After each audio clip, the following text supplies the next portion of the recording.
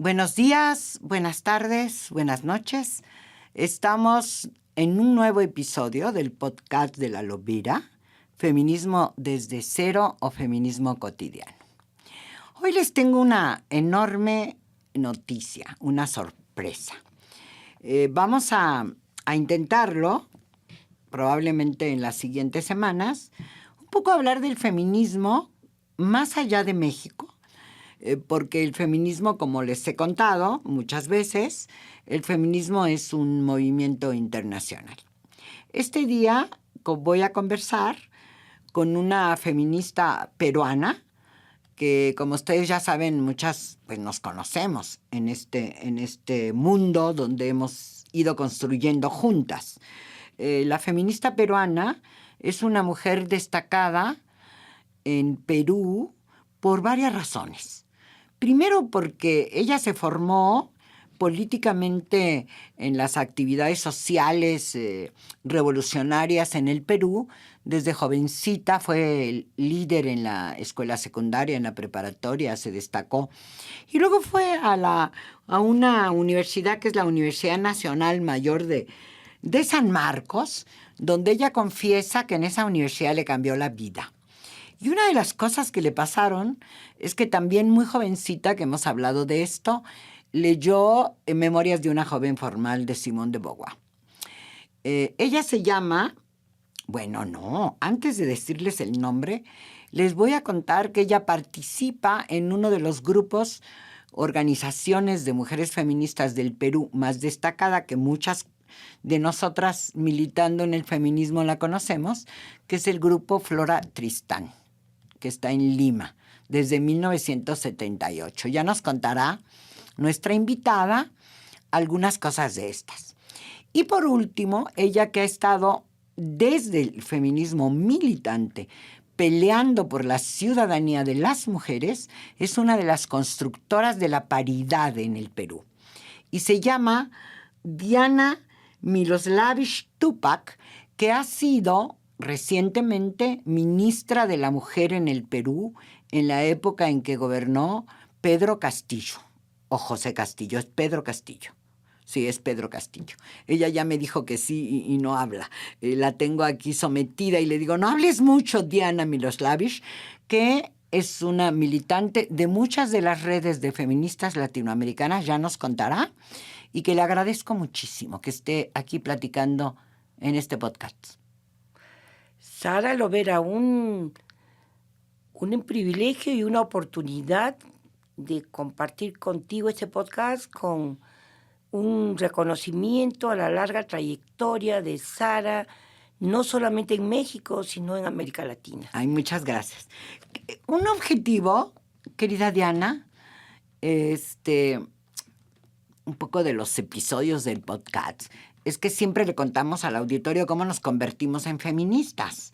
Entonces, si tú puedes decirlo en muy poco tiempo, ¿cómo te convertiste? ¿Se te atravesó? ¿Estabas militando en la izquierda, en la derecha, en el partido? ¿En dónde? ¿Y se te atravesó el feminismo? ¿O cómo lo reconociste? ¿Qué te pasó? Bueno, vengo de una familia socialista, ¿no? Y mi padre es gran admirador de lo que fue la República en España y de todas las desigualdades en el mundo, era lo que yo escuché desde niña.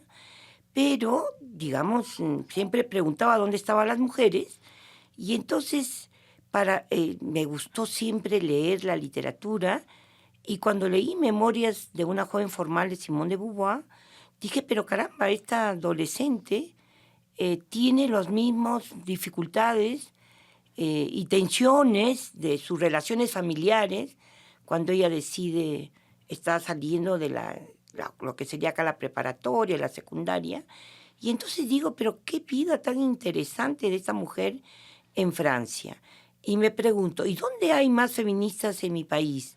Y ahí es que leo en los periodos, era la época del velasquismo en Perú, la columna de Ana María Portugal y de Helen Orvik de Salazar, que eran unas feministas que tenían este espacio. Y dije, bueno, así como hay feministas en Francia, también hay feministas en el Perú, que eran otra generación, y ahí me interesó saber digamos, que planteaban las peruanas, pero me leí todos los libros de Simone de Beauvoir y aprendí mucho. ¡Qué bárbara! Yo no les he contado que Diana estudió letras y que es especialista en literatura de mujeres, bueno, en literatura en general y de mujeres en particular. No les he contado que Diana lo que hizo fue agarrar un periódico y leer en el periódico Crónica la columna de Ana María Portugal, una periodista peruana, amiga mía, que me ha acompañado en este trayecto de mi trabajo profesional, que es cómo intervenir o cómo participar en los medios, de hecho. No les voy a contar ahora mi historia nuevamente, ustedes ya saben. Diana, con esta experiencia, ¿tú llegas de manera inmediata después de que lees a Ana María o cómo? Al Flora Tristán. Mira, no, yo soy, como lo has mencionado, en la universidad, soy la primera presidenta del Centro de Estudiantes de Literatura, primera vez que una mujer llegaba ahí. No estábamos muy convencidas de participar en las elecciones, y una feminista que estudiaba también literatura nos dice, pero hagan una lista, ustedes solamente de mujeres, esta es otra y feminista importante en mi vida, que también la mencionaré, Roxana Carrillo, y entonces hacemos un trabajo en San Marcos, y de San Marcos en la universidad me voy vinculando a las organizaciones políticas que había, y había una, digamos, que tenía una comisión de la mujer, que tenía ya vínculos con las feministas de la década de los 70s, y entonces se forma una coordinadora de feministas para apoyar a un sindicato que era muy importante, que se llamaba Luz y Conel, que eran mujeres de la industria textil que cierran la fábrica y se van a la calle, y ellas piden solidaridad con las feministas. Y entonces nos juntamos las feministas que ya estaban organizadas, las estudiantes que veníamos de las universidades, y hay una gran solidaridad y marcha, ¿no es cierto?, defendiendo el empleo, ¿no es cierto?, de las trabajadoras textiles. Lo digo porque es bien importante, porque en América Latina la historia del feminismo, de un sector del feminismo, está muy vinculado no solamente a la izquierda, sino al sindicalismo, también de la lucha de las mujeres en el trabajo, ¿no? Yo creo que es muy importante lo que dices, porque aquí hemos hablado con muchas de mis contemporáneas del movimiento, y decir solo que no tenemos grandes diferencias de cómo empezamos, incluso en otros periodos históricos. Es interesante, aquí nosotras, el primer grupo de Mujeres en Acción Solidaria, lo que hacemos es solidarizarnos con una fábrica textil que hace una gran marcha de Monterrey a la Ciudad de México. Y Rosa Marta Fernández hace un primer video de esa lucha de las obreras. ¿Es verdad que estamos conectadas con la lucha de las y los trabajadores? Muchas de las que entramos al feminismo en los años 70, y nos parecemos. Por eso yo quisiera... Pero algo que sí quiero agregar, Sara. Sí. Pero veníamos de una historia, y la historia del siglo XIX, para una pionera que en 1911 da su discurso sobre el feminismo en Perú, y que ella sale al exilio por la dictadura en ese momento en Perú, por apoyar a un sindicato y prestarle su imprenta para que saquen sus volantes. Entonces yo lo que digo ¿Cómo se llama? Ella es María Jesús Alvarado. María Jesús Alvarado. Y entonces, hay que anotarlo. Entonces, y quiero decirle, y soy Aurora Cáceres, la hija del gran mariscal, digamos, que se empoderan luego del conflicto, de la guerra con Chile. Esta Soy Aurora Cáceres es, digamos, que también apoya a los primeros sindicatos de mujeres, que son los sindicatos del teléfono. Estamos hablando de 1930, 1911. Entonces yo creo de que nosotras somos parte de otra generación, pero yo digo que nuestras pioneras, nuestras ancestras del siglo XIX nacieron cercanas a los grupos sindicales. Sí, y un poco el ambiente político latinoamericano, la revolución mexicana, los levantamientos, la llegada y la ida de los dictadores, que ha sido toda nuestra historia en el siglo XIX, en el siglo XX. Ha sido más o menos agitada. Es decir, cómo el feminismo no es una cosa aislada ni de ocurrencia de las mujeres, sino ligada al ambiente político y a los cambios políticos y sociales. Ahí estamos de acuerdo. Con esa entrada, además de cómo tuvo esta mujer luces y cómo empezó a ver la importancia y cómo se empodera y va siendo líder y dirigente que llegó a ser la ministra de la Mujer. Fíjense, ¿cómo se parece? ¿Tú de qué dirías que son como las 4 características ya en los 70 con esa herencia del feminismo latinoamericano? Es verdad, ¿no? Es verdad que arrancamos, que luego hemos tenido los encuentros, que hemos hecho las redes latinoamericanas, que hemos estado trabajando en los últimos 45 años, ¿o no? Yo creo que, en primer lugar, los feminismos latinoamericanos crecimos juntas, nos articulamos juntas. El Encuentro Feminista en Bogotá del año 81 es donde decidimos, aunque yo no estuve, que íbamos a dedicar un día en el 25 de noviembre en homenaje a las hermanas Mirabal, digamos las hermanas de República Dominicana, para visibilizar la violencia contra las mujeres. Estamos hablando del año 81. Nosotras nos adelantamos a Naciones Unidas, nos adelantamos a todas las feministas latinoamericanas y colocamos esta idea de que un día al año para la reflexión. Entonces, para mí, el tema de las múltiples violencias que hoy tratamos, que conocemos y que sigue siendo una apuesta central la violencia contra las mujeres, está colocado desde ese primer encuentro que señalo. Uno segundo, a mí tiene que ver con el trabajo, ¿no? Que es que está el reconocimiento del trabajo de las mujeres.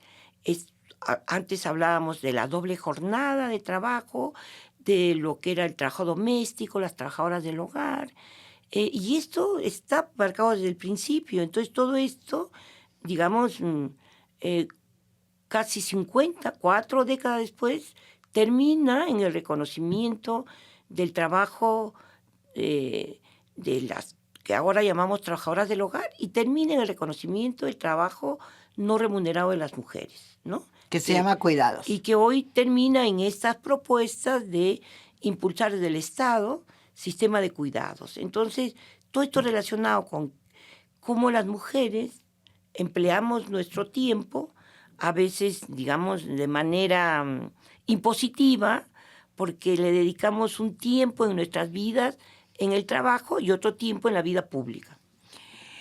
Fíjate nada más.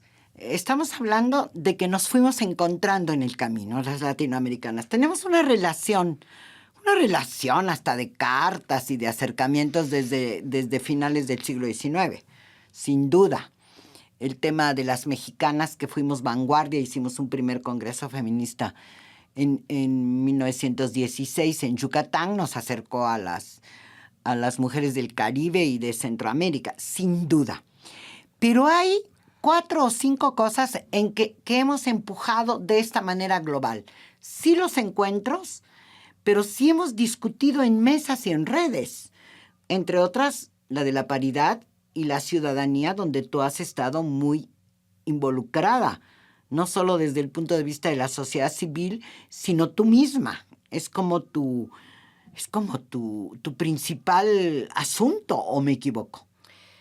Bueno, el feminismo en estas últimas décadas estuvo muy atravesado por el tema, el poder, ¿no es cierto? Uh-huh. ¿Qué hacemos con la política y el poder para las mujeres?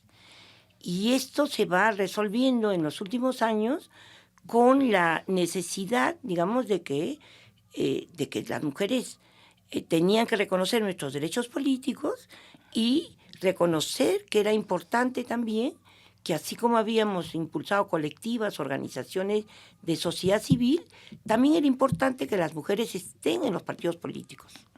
No, y participen en política, ¿no? Y luchen por su ciudadanía. Teníamos diferencias de cómo se ejercía. ¿Cómo era en el Perú? Cuando nosotras en el año de 1996 empezamos la ley de cupos. Creo que hay una ley de cupos antes, en Argentina, ¿o cómo? Bueno, la historia... Bueno, la ley de cupos es lo de la el cuota. 92, sí. Miren, la historia la escriben por lo general los hombres. Y nosotros tenemos que reescribir desde el feminismo nuestra historia. ¿Por qué? Porque la historia es la historia de los éxitos. Y los que no tuvieron el éxito, la historia dice que el año 92 las argentinas consiguen el cupo. Y yo les digo, en el Perú, nosotros desde los 90, digamos, luchamos por las cuotas en nuestro país, pero no lo conseguimos porque la sociedad peruana, la sociedad política es muy conservadora. Y entonces, como la historia es de los éxitos en América Latina, entonces lo que figura son los grandes éxitos feministas. Pero yo creo que hay que también recuperar las grandes dificultades que muchas feministas en América Latina hemos tenido. Hemos trabajado por las cuotas, la paridad, y todo esto sale también de acuerdo a si las sociedades son menos conservadoras, si hay alianzas políticas que se dan en el transcurso de los debates, las iniciativas. Y entonces, bueno, en la agenda nuestra, las cuotas estuvieron desde los 90. Fíjate, o sea que son pioneras. Las cuotas y los cupos. Le llaman cupos en América Latina a esto que nosotros llamamos participación política de las mujeres en listas específicas con un porcentaje. Empezamos con el 20%, luego conseguimos el 30%, luego el 40% y luego la paridad hasta 2014. Sara, ¿Cuándo consiguieron ustedes la paridad? Ya, mira, quizás lo importante de Argentina es el siguiente. Cuando ellas consiguen el cupo, lo que lo consiguen es, digamos, lo consiguen en el Congreso, a través de una ley. Pero la idea del feminismo antes era lograr que los partidos asumieran las cuotas. Y entonces, pero eso iba muy lento y muy difícil con los partidos, y entonces las argentinas creo que marcan la diferencia y dicen, no, que sea una ley. Ah, muy bien. Y luego ya nos fuimos en cascada. Hoy, ¿ustedes tienen paridad desde cuándo? Desde el 2020. Y es paridad para las diputadas, para el Congreso. No, nosotros hemos tenido ya las elecciones al Congreso en listas paritarias, por eso es que nuestro Congreso tiene casi el 50% de congresistas mujeres, y hemos tenido una primera elección de gobiernos federales, lo que sería acá, pero allá le decimos departamentos, gobiernos regionales, y lo que son, digamos, las alcaldías, las municipalidades, ya las hemos tenido con paridad, ¿no? La próxima elección que tengamos será nuevamente con paridad, aunque hay, digamos, ahora algunos intentos en el Perú de cambios y de retrocesos. Sí, porque tú estuviste en el gobierno que cayó el año 23, según entiendo, el de Pedro Castillo, que es un gobierno centroizquierda, ¿o cómo lo definirías? Y estuviste ahí como ministra de la mujer. Venías de la sociedad civil, a lo mejor tenías trabajos en el gobierno, pero fundamentalmente eres una activista. ¿Cómo fue esta negociación para llegar a ser ministra? ¿Cómo te fue siendo ministra? ¿Vale la pena ser ministra? Miren, digamos, el expresidente Castillo conforma su gabinete también, digamos, en relación con cuotas en el Congreso, porque, digamos, era un partido que había llegado al poder, pero no tenía mayoría en el Congreso. Pero se da cuenta en el camino digamos que tiene dificultades con sectores. Entonces hay una gran presión de los feminismos cuando él designa a su primer premier y las feministas descubren que este señor es un agresor, hacen una gran campaña y él en 24 horas cambia. O sea, ¿qué quiere decir premier? ¿Puso a una especie de secretario de gobernación? Así es. De secretario de gobernación, el del interior un poco, ¿no? Claro, pero que es el que coordina todo el gabinete. Sí, ¿qué tal? Que es el primer ministro. Es el primer ministro. Entonces, una primera propuesta del primer ministro cae porque hay una presión desde el feminismo diciendo que este señor tiene antecedentes, digamos, de agresor con su mujer. Y entonces cae y tienen que cambiarlo. Y entonces luego él coloca un gabinete, una ministra de la mujer, que también había dado declaraciones muy conservadoras. Y las feministas van y le hacen un plantón al Ministerio de la Mujer. Y entonces ese día, que va a haber cambios en el gabinete, el presidente convoca a una dirigente popular indígena, Lourdes Huanca, para ser ministra.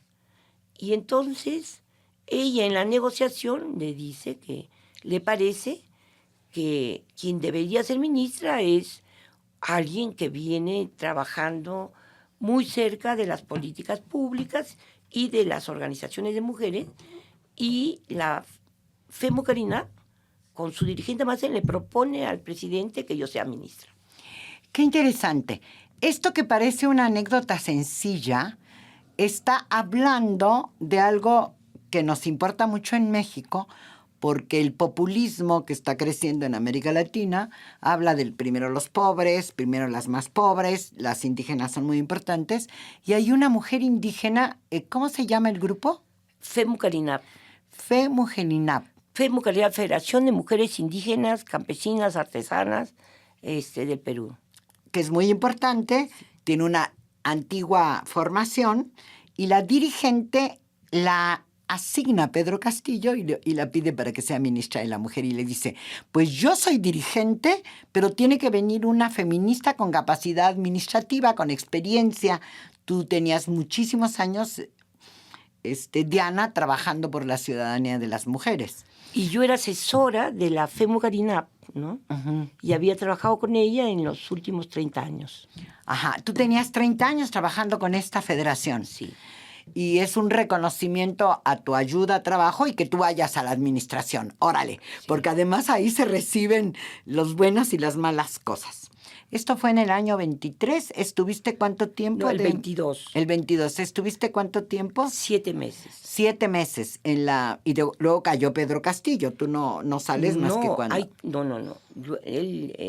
Yo salgo antes del gabinete porque, digamos, hay mucha presión por mi presencia feminista, y entonces hay un sector, digamos, hay intentos en el Congreso de pedir mi vacancia, y entonces, digamos, esto hace, digamos, que se vuelva un problema, digamos, mi permanencia en el gabinete.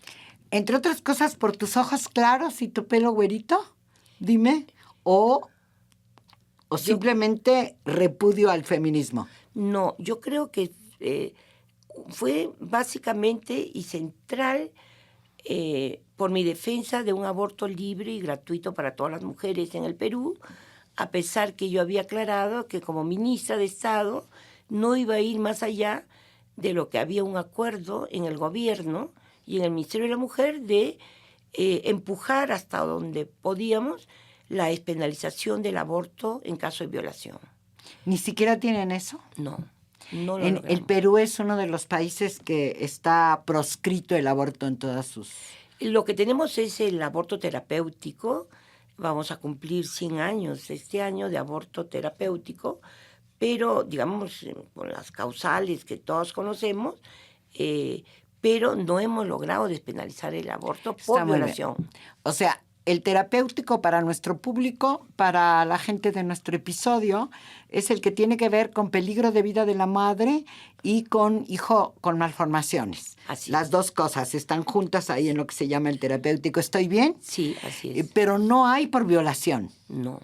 Bueno, es uno de los países que tiene, hace 100 años hubo una guerra, o la guerra de independencia, hubo una guerra con liberales, probablemente por eso se puso el terapéutico.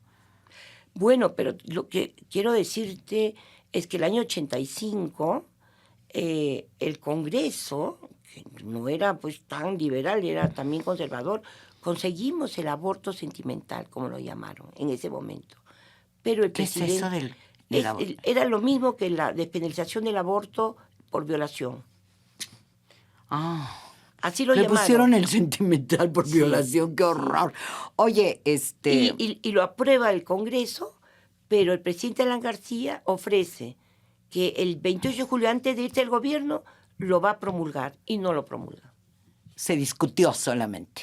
No, se aprobó en el Congreso. Se aprobó en el Congreso, pero no lo promulga. Pero no el Ejecutivo. No, el Ejecutivo no lo promulga. Esto se quedó como el voto para las mujeres en el año 30 y tantos en México. Sí.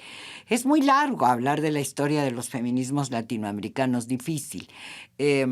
Diana Miloslavich Tupac, que está conmigo y que fue ministra de la Mujer en el Perú hace muy poco tiempo, vino a México en junio con un pequeño grupo de observadoras latinoamericanas feministas para presenciar las elecciones del 2 de junio.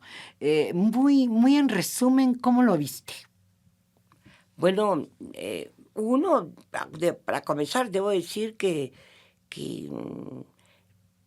me parece que fueron unas elecciones transparentes.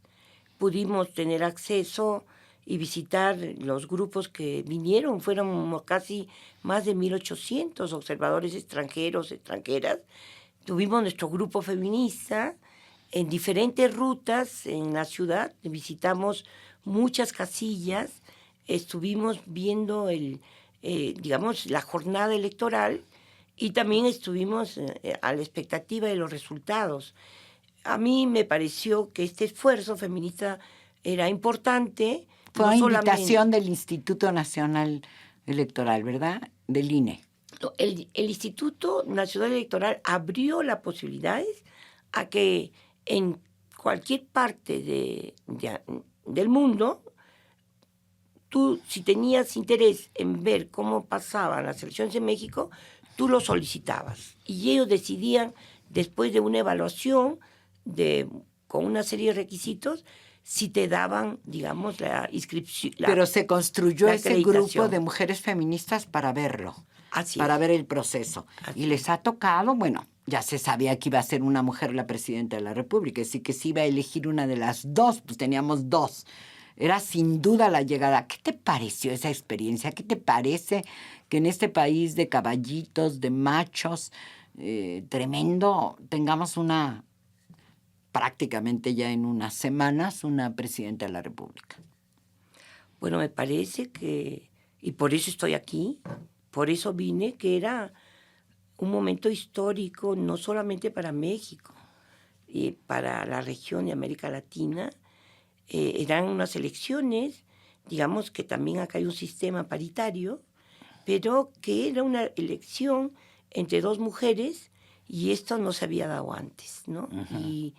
Y creo que hay un cambio, algunos dicen que es un cambio del tiempo de mujeres, que es un cambio de época, pero creo que definitivamente estamos frente a un nuevo momento de las mujeres, independiente que nuestras esperanzas o nuestras agendas de lo que hemos construido se cumplan. Me parece que el hecho, digamos, de la posibilidad que las mujeres estén disputando el más alto cargo de poder en un país es un impacto en muchos niveles. Y a mí uno de los que me interesa es el impacto con las niñas y con las adolescentes, ¿no?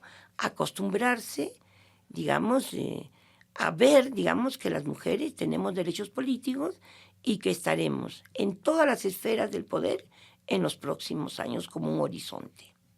Y que esto no está vedado ni vetado para nadie. Porque se da en una circunstancia nueva, ¿no? Alguien puede decirnos, escribirnos, en efecto, hemos tenido primeras ministras y presidentas de la República ustedes, quiero decir en América, ahora mismo hay una presidenta en el Perú, antes que nosotras y que nosotros en México, pero con circunstancias distintas, ¿no? En contra de la guerra, en aquel momento, la revolución en Nicaragua, una mujer que sí podríamos poner en la derecha, ¿no? La heredera de Perón, Que quede en el poder Isabel Perón, sí. ¿no? En Argentina, porque por libres elecciones, bueno, la presidenta del Perú ahora era la vicepresidenta, que también queda como presidenta porque se fue Castillo, pero bueno, tuvimos alguna otra elegida, sí, es que yo no recuerdo. Quizá Dina, la Quizá de Brasil. Michelle Bachelet. Bueno, sí, Michelle en dos Bachelet ocasiones. 2 veces en Chile, muy importante. Y la elección de Dilma Rousseff, ¿no es cierto? A Exactamente. pesar del, digamos, que finalmente la sacan de la presidencia por ya hechos especiales ocurridos en Brasil, pero yo creo que también la elección de Dilma Rousseff fue muy importante. Muy para parecida a la de Brasil. México, ¿no? Después del liderazgo del presidente previo, que es como su mentor, no Así es. no le disminuye un mínimo a ninguna mujer haber tenido un mentor, yo quiero decirlo ahora, porque eso debe generar una discusión aparte. Pero además que yo creo que la elección acá cambia el camino, porque para que Dilma llegue a ser presidenta de Brasil, ella pasa por el Ministerio de Defensa. Y también Michelle Bachelet pasa por el Ministerio de Defensa. Y las candidatas y la nueva presidenta de México no pasó por el Ministerio de Defensa. Quiere decir que esa es otra ruta y otro camino. Yo quiero eso resaltarlo. Muy bien, me parece perfecto que lo resaltes. Es verdad que Michelle es no solo eso, sino que además en el proceso de la democracia ella hizo tareas de trabajo de inteligencia y luego va al Ministerio de la Defensa, que sería el equivalente de nuestra secretaria de Seguridad aquí, Rosa Isela. Podríamos decir que se parece un poco a lo que le tuvo que hacer la Michelle Bachelet en Chile. Nos queda mucho por conversar. Yo les ofrezco a quienes nos escuchan en este podcast de La Lobera, Feminismo desde Cero, que vamos a ampliar la información de lo que pasa en América Latina porque es riquísima. Hemos trabajado juntas en muchísimas iniciativas. Bueno, es en América del Sur donde nace el pequeño grupo para avanzar lo del aborto, en el Uruguay. Y hemos hecho en ISIS Internacional en Chile, se tejieron las redes de violencia y otras, ¿no? La de la ciudadanía, no sé si hubo latinoamericana y dónde estuvo, ¿tú sabes? Bueno, nosotros recogimos la campaña Somos la Mitad, Queremos Paridad sin Acoso Político, recogimos una campaña en Paraguay que decía Somos la Mitad, Queremos Paridad, y yo quiero cerrar con esto, que las europeas tienen una campaña hace muchos años que decían la mitad del cielo, la mitad de la tierra y la mitad del poder. Y yo creo que ese es el antecedente feminista en Europa que las latinoamericanas retomamos, ¿no? De decir, bueno, somos la mitad, queremos paridad, pero igual, ¿no es cierto? Yo lo vuelvo a repetir, la mitad del cielo, la mitad de la tierra y la mitad del poder. Eso es todo lo que queremos. Quiero cerrar yo, me dice si me equivoco, paridad en Ecuador. Así es. Paridad en Perú, pero no, ¿eh? En Bolivia. Paridad en Bolivia. Paridad en Costa Rica. En Costa Rica. Y paridad en México. Y paridad en México. Solo 5, que los puedo repetir. Perú, Bolivia, Costa Rica. Y México. Y México, y me falta uno, y Perú. ¿Qué les cuento? Eso significa que donde hay una presidenta, que es quiero decir que donde ha habido presidentas antes, como en Argentina o en Chile, no se ha logrado la paridad. Y con eso cerramos y nos Panamá también tiene paridad. Panamá también. Okay, entonces bueno. somos 6 países en América Latina con paridad. Bueno, vamos a seguir hablando de esto. Ahora yo quiero agradecer a la Organización Editorial Mexicana por este espacio para las voces de las mujeres de este podcast de La Lobera, agradecer a Natalia Castañeda Páez y a Hanani Araujo Santa María en la producción y edición de este podcast. Y desde luego extrañamos hoy a Pablo Sánchez, que nos hace el favor de trasladarlos al YouTube. Nos vemos en la próxima. Inmediatamente vamos a seguir hablando de América Latina y del gran fenómeno que vamos a vivir todo el tiempo de estar dirigidos, mandatados, etcétera, etcétera, por una mujer en este país. Nos vemos en la próxima. Nos oímos en la próxima.